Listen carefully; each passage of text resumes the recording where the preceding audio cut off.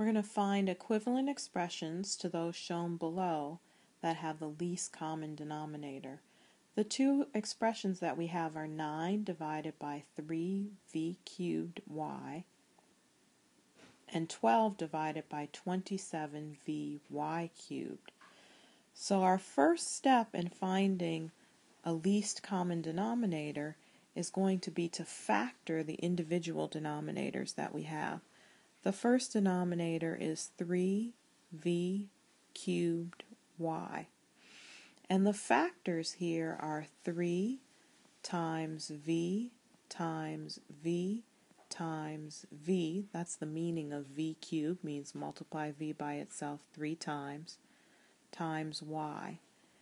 And the factorization of 27v y cubed is going to be 3 times 3 times 3 times v times y times y times y.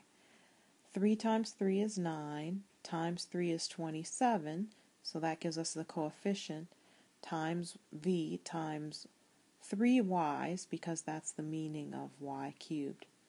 Now to find the least common denominator, which is the same thing as the least common multiple, what we're going to have to do is we're going to have to come up with an expression that has all of these factors in it, because anything that's divisible by 3v cubed y is going to have a factor of 3 factors of v, and a factor of y in it.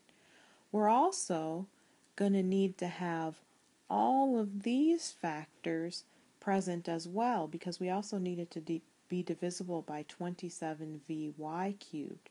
So we need to have 3 factors of 3, a factor of v, and 3 factors of y. We'll start building this by first including the factors here of the first denominator. So we get 3 times v times v times v times y. So now, as long as we have those factors, we'll definitely have something that's divisible by 3v cubed y. And now we need to add in factors to make sure that it's going to be divisible by 27vy cubed. We need to have a total of 3 factors of 3. We already have 1, so we need to add in 2 additional factors of 3. We need to have at least 1 factor of v, and we already have 1, so that's covered. But we also need to have 3 factors of y, and we only have 1 of those. So we're going to need to add in an additional 2 factors of y.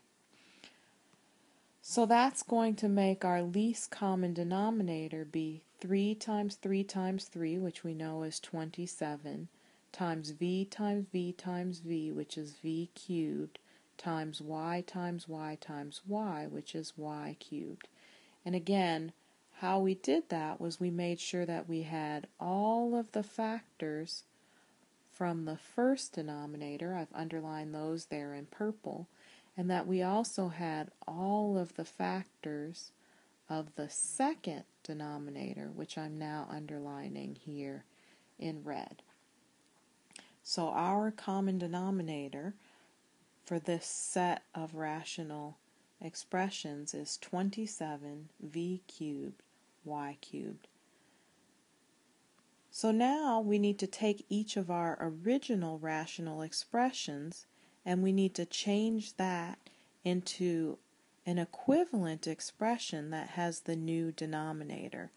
So we need to ask ourselves, what do I need to multiply the numerator and the denominator of this first fraction by in order to make it have the common denominator?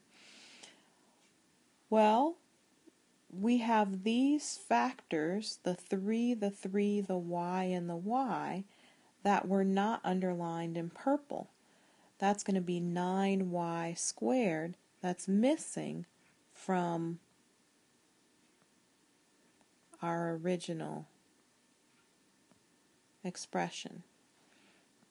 And when we multiply the numerator and the denominator by 9y squared, we end up with 81y squared divided by 27 v cubed y cubed. So it's now written over the common denominator.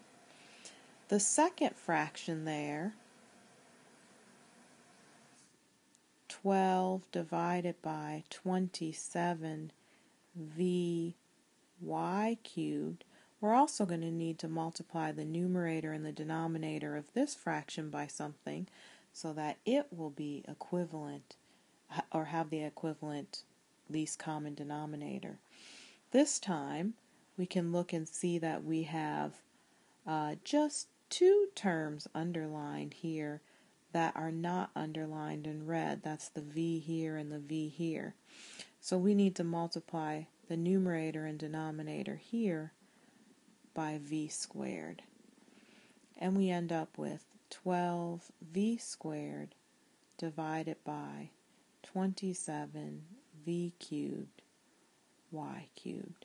So we've now taken our two original rational expressions and rewritten them with the least common denominator. I hope you found this helpful.